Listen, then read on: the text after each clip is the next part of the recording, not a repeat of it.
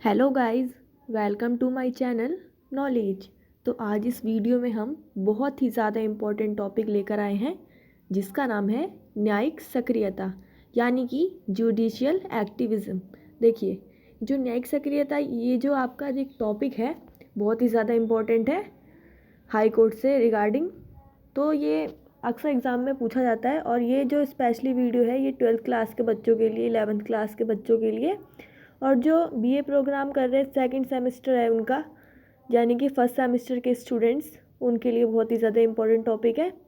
इस पर सीधा सीधा क्वेश्चन पूछा जाता है कि जो न्यायिक सक्रियता है उससे आप क्या समझते हैं। इसका संक्षिप्त वर्णन करने के लिए बोला जाता है या फिर न्यायिक समीक्षा किसे कहते हैं इसके बारे में बताइए। तो इस तरीके से यानी कि ये क्वेश्चन पूछा ही जाता है। ये बहुत ही ज़्यादा इम्पोर्टेंट टॉपिक है। आज हम इस टॉपिक को बहुत ही ज़्यादा डिटेल में इस वीडियो में जानेंगे। स्पेशली हमारी ये वीडियो सिर्फ और सिर्फ न्यायिक सक्रियता यानी कि जुडिशियल एक्टिविज़्म के ऊपर ही तैयार की गई है। आपको इसके नोट्स चाहिए तो आप हमारा टेलीग्राम चैनल नॉलेज भी ज्वाइन कर सकते हैं, जिसका लिंक मैंने डिस्क्रिप्शन में दे दिया है। और आप इस वीडियो को ज़्यादा से ज़्यादा शेयर कीजिएगा ताकि जो और भी बच्चे हैं उनकी भी हेल्प हो सके। और आप इस चैनल को सब्सक्राइब कर सकते हैं ऐसी ही लेटेस्ट वीडियोस और अपडेट्स पाने के लिए। तो चलिए स्टार्ट करते हैं। जो न्यायिक सक्रियता है इसका उदय अमेरिका में हुआ था, यानी कि जो न्यायिक सक्रियता नामक अवधारणा है इसका आरंभ अमेरिका में हो चुका था। अमेरिका में क्यों हुआ था? ताकि वहाँ की जो सर्वोच्च न्यायालय है उसको सशक्त बनाया जाए, यानी कि शक्तिशाली बनाया जाए। तो यानी कि आप इतना तो समझ ही गए होंगे कि जो न्यायिक सक्रियता है ये कहीं ना कहीं सर्वोच्च न्यायालय को शक्तिशाली बनाने का एक प्रावधान हुआ है। इतना तो आप समझ गए होंगे। भारत में इसका निष्पादन 1970 के दशक में हुआ था, यानी कि भारत में इस अवधारणा को यूज़ में लाया गया था 1970 के दशक में। इसका इस्तेमाल हमारे संविधान में किया गया था। न्यायमूर्ति वी.आर. कृष्ण अय्यर, न्यायमूर्ति पी.एन. भागवती, न्यायमूर्ति डी.ए. देसाई ने इसकी नींव रखी थी 1970 के दशक में। अब इसका अर्थ जानते हैं कि न्यायिक सक्रियता का अर्थ क्या होता है। आपको न्यायिक सक्रियता का अर्थ जानने से पहले मैं एक सिंपल लैंग्वेज में आपको समझा देना चाहती हूँ कि न्यायिक सक्रियता क्या होता है। जो न्यायिक सक्रियता होता है वो न्याय अवधारणा को प्रभावी और सक्रिय बनाने के लिए न्यायालय द्वारा किया गया प्रयास है। यानी कि ये एक अवधारणा है जिसको हमारे संविधान में लिखित किया गया है, संविधान में इसको जोड़ा गया है। क्यों? ताकि जो सर्वोच्च न्यायालय है यानी कि जो न्यायालय है उसको शक्तिशाली बनाया जाए। ये एक तरीके का एक प्रयास है। इन प्रयासों के अंतर्गत न्यायालय यानी कि न्यायपालिका द्वारा अपने कार्य क्षेत्र से निकलकर सरकार के विभिन्न अंग, जो जैसे कि कार्यपालिका और विधायपालिका के कार्य क्षेत्र में प्रवेश करती है। यानी कि एक ऐसी अवधारणा है जिसको लेकर जो न्यायालय है, चाहे वो कोई सी भी न्यायालय हो, वो अपनी जो उनका जो कार्य क्षेत्र होता है, उनकी जो लिमिट होती है कि वो अपने क्षेत्र में काम करेंगे, वो उससे भी बाहर निकल के हस्तक्षेप कर सकते हैं सरकार के अन्य दोनों अंगों के कार्य क्षेत्र में। यानी कि जो न्यायपालिका है वो अपने कार्य क्षेत्र से निकलकर कार्यपालिका और विधायपालिका के कार्य क्षेत्र में प्रवेश कर सकती है। आप समझ गए होंगे। जो न्यायिक सक्रियता है वो बहुत तेज़ी से आजकल बढ़ती जा रही है, जिसका आधार जनहित याचिका है। देखिए, जो जनहित याचिका है ये होती है कि अगर किसी के साथ शोषण हो रहा है और उसे अगर किसी दूसरे व्यक्ति ने देखा और उसने पहचाना कि इस व्यक्ति के साथ शोषण हो रहा है, इस व्यक्ति के साथ सही नहीं हो रहा है, तो वो व्यक्ति उसको लेकर कोर्ट में जनहित याचिका पेश कर सकता है कि उन मज़दूरों के साथ वहाँ पर बहुत ज़्यादा काम लिया जा रहा है, उनका शोषण हो रहा है, तो आप इसको ठीक कीजिए। तो इसको जनहित याचिका कहते हैं। तो जो न्यायिक सक्रियता है उसका जो आधार है वो यही जनहित याचिका है। औपनिवेशिक भारत में ब्रिटिशों के शासनकाल के समय से ही न्यायिक अवधारणा थी, परंतु स्वतंत्रता के बाद स्वाधीनता संग्राम में संलिप्त जो नेता थे उनके द्वारा न्याय व्यवस्था को भारत की स्वतंत्रता के साथ साथ स्वतंत्र और अंग्रेजी प्रभाव से मुक्त बनाया गया। देखिए, जो न्याय व्यवस्था है वो ऐसा नहीं है कि हमें स्वतंत्रता के बाद ही मिली थी। हमारा जो इंडिया है जब वो गुलाम था, जब वो औपनिवेशिक काल में था, तब भी यहाँ पर न्यायिक व्यवस्था थी, यहाँ पर कोर्ट्स थे, लेकिन इसकी जो न्यायिक व्यवस्था थी वो अंग्रेजी प्रभाव के तहत थी, यानी कि ब्रिटिशों के अधीन इसके कानून चलते थे। कहीं ना कहीं शोषण भारतीयों का ही होता था। पर लेकिन आज़ादी के साथ साथ जो हमारे जो स्वतंत्रता संग्राम में जो संलिप्त नेता थे जिन्होंने हमें आज़ादी दिलाई, उन्होंने क्या सोचा कि हम आज़ादी के बाद इस व्यवस्था को बदल देंगे, इसे अपने भारतीयों के अकॉर्डिंग बनाएंगे। तो इसलिए उन लोगों ने इसको बदलने के लिए कई ज़्यादा संभव प्रयास किए, परंतु आज भी जो न्याय व्यवस्था जो है हमारी, उस पर हमें अंग्रेजी प्रभाव देखने को मिलती है। कैसे, आपको कैसे पता चलेगा कि जो आज भी न्यायिक जो व्यवस्था है वो महंगी और जटिल है, अर्थात आज भी सस्ता और शीघ्र न्याय उपलब्ध नहीं है। यानी कि अगर हम कोई किसी मुद्दे को लेकर कोर्ट में एक याचिका पेश करते हैं, कोई मुकदमा दायर करवाते हैं, तो उसके लिए हमें बहुत ज़्यादा टाइम लगता है और हमें कहीं ना कहीं वो बहुत ही ज़्यादा महंगी भी पड़ती है, हमें बहुत ज़्यादा पैसे खर्च करने पड़ते हैं। तो ये हमें अंग्रेजी प्रभाव देखने के लिए मिलता है। न्यायिक सक्रियता हेतु सर्वोच्च न्यायालय का प्रावधान तथा विभिन्न प्रकार के संस्थागत ढांचे का निर्माण किया गया है। यानी कि न्यायिक सक्रियता को बढ़ावा देने के लिए, यानी कि जनहित याचिकाओं को बढ़ावा देने के लिए, यानी कि जो न्यायालय है उसको मजबूत बनाने के लिए कई सारे प्रावधान किए गए हैं। उसके अंतर्गत संस्थागत ढांचे का निर्माण भी किया गया है। संस्थागत ढांचे का मतलब कि जो एक तरीके से जो न्याय व्यवस्था को बढ़ाने का काम करे, जैसे कि पुलिस स्टेशन हो गए, कोर्ट हो गए, इस तरीके से कई सारे संस्थागत ढांचों का निर्माण भी किया गया है न्यायिक सक्रियता को बढ़ावा देने के लिए।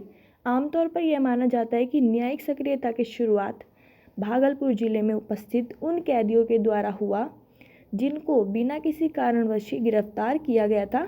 सर्वोच्च न्यायालय ने इस मामले पर फैसला लेते हुए कहा कि किसी भी व्यक्ति पर 42 या 18 महीने तक मुकदमा नहीं चलाया जा सकता, उसे ज़मानत पर छोड़ दिया जाएगा। अगर उसे 42 महीने से ज़्यादा, यानी कि उसको अगर 18 महीने से ज़्यादा किसी व्यक्ति पर केस चलता है, मुकदमा चलता है, तो उसे ज़मानत पर छोड़ दिया जाएगा। और किसी भी कैदी को 24 घंटे के भीतर मैजिस्ट्रेट के सामने पेश करना होगा।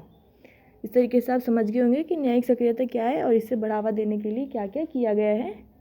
अब इसको थोड़ा हम और डिटेल में जानते हैं। यानी कि न्यायिक सक्रियता का अर्थ, शुरुआत, पृष्ठभूमि। जो न्यायिक सक्रियता है, इसका आशय जो है वो नागरिकों के अधिकारों के संरक्षण के लिए किया गया है तथा समाज में न्याय को बढ़ावा देने के लिए न्यायपालिका द्वारा आगे बढ़कर भूमिका लेने से इसका तात्पर्य है।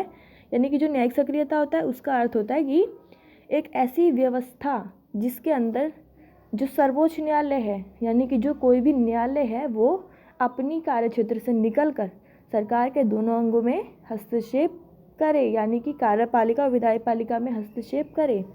न्यायपालिका द्वारा सरकार के दोनों अंगों में अपने संवैधानिक दायित्वों का पालन करने के लिए बाध्य करना।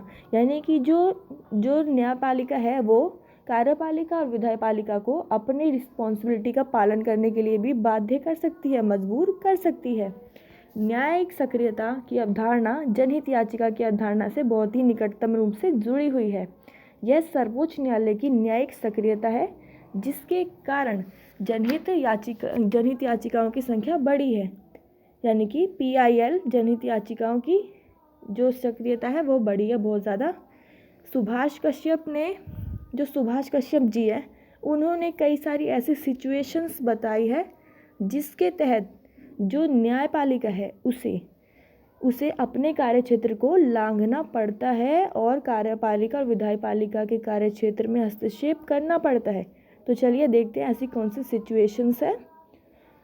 जो सुभाष कश्यप है उनके अनुसार न्यायपालिका की आकस्मिक स्थिति, उन्होंने कुछ ऐसी आकस्मिकताओं की चर्चा की है जब न्यायपालिका को अपने सामान्य क्षेत्राधिकार को लांघकर एक ऐसे क्षेत्र में प्रवेश करना होता है जो कार्यपालिका और विधायिका का हो सकता है। जब पहला पॉइंट है, जब विधायिका अपने उत्तरदायित्व का पालन ना करे, यानी कि जब जो विधायिका है वो अपनी रिस्पॉन्सिबिलिटी का पालन ना करे, उसे भूल जाए।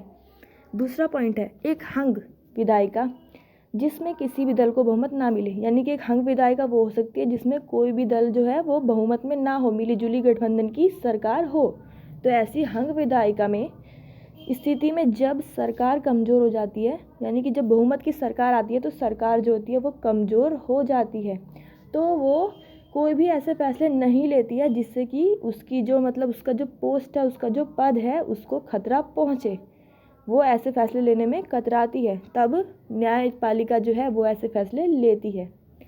तीसरा पॉइंट है सत्तासीन दल, यानी कि जो शासक दल में है, यानी कि जो सत्तासीन है, जो पोस्ट पर है अपने, उसके द्वारा सत्ता खोने के भय से ईमानदारी और कड़ा निर्णय लेने से डर हो सकता है। यानी कि जो सत्तासीन दल है वो क्या करते हैं कि ईमानदारी पूर्वक और एक फेयर, जो एक तरीके का जो फेयर वो होता है, यानी कि एक ईमानदारी और एक निष्पक्ष फैसला नहीं लेती वो जो सत्तासीन दल होती है। वो इसलिए नहीं ले पाती कभी कभी क्योंकि उसे डर होता है अपना जो पद है उसे खो देने का। इसी कारण समय लगता है और निर्णय लेने में देरी होती है। तो जैसे कि आप समझ रहे होंगे कि जो सत्तासीन दल होता है, जो अपने सत्ता में है, जो जीत रखी है दल, जो पार्टी जीत रखी है, वो अपना सत्ता खो देने के डर से कई सारे जो फैसले होते हैं वो निष्पक्ष नहीं लेती है, ईमानदारी पूर्वक फैसले नहीं लेती है। ईमानदारी के फैसले लेने में वो कतराती है, समय लगाती है और निर्णय लेने में देरी करती है। तो इस तरीके से जब देरी होने लग जाती है तो विधायक जो न्यायपालिका होती है वो समझ जाती है और वो इसमें फैसले लेती है। फोर्थ पॉइंट है जब विधायिका व कार्यपालिका नागरिकों के मूल अधिकारों को संरक्षित करने में असफल हो जाए। देखिए, जो सरकार के तीनों अंग हैं उनका कहीं ना कहीं काम होता है, जो सरकार के जो अंग है, न्यायपालिका, विधायिका, कार्यपालिका, इन सब का काम क्या होता है? इन सब का काम कहीं ना कहीं होता है कि नागरिकों की रक्षा करना, उनके मूल अधिकारों की रक्षा करना, ये उनका काम होता है, ये उनकी रिस्पॉन्सिबिलिटी होती है। यानी कि सभी जो संस्थाएं हैं वो कहीं ना कहीं मानव की जो उनकी जो सुरक्षा है वो करने के लिए बनाई गई है। तो जब विधायिका और कार्यपालिका नागरिकों के मूल अधिकारों की रक्षा नहीं करती, उसके अगेंस्ट कोई कानून पारित करती है, तो न्यायपालिका उस स्थिति में भी हस्तक्षेप कर सकती है, उस कानून को भी रद्द कर सकती है। यानी कि विधायिका अगर कोई ऐसा कानून बनाती है जिससे किसी व्यक्ति के मूल अधिकार को नुकसान पहुंचे, तो न्यायपालिका उसे रद्द कर सकती है। तो आज की वीडियो में इतना ही। आई होप आप लोग बहुत ही अच्छे से समझ गए होंगे। इस वीडियो को प्लीज़ शेयर कीजिए और पसंद आए तो लाइक कीजिएगा और हमारे चैनल को सब्सक्राइब कर दीजिएगा। जब तक के लिए जय हिंद, जय भारत।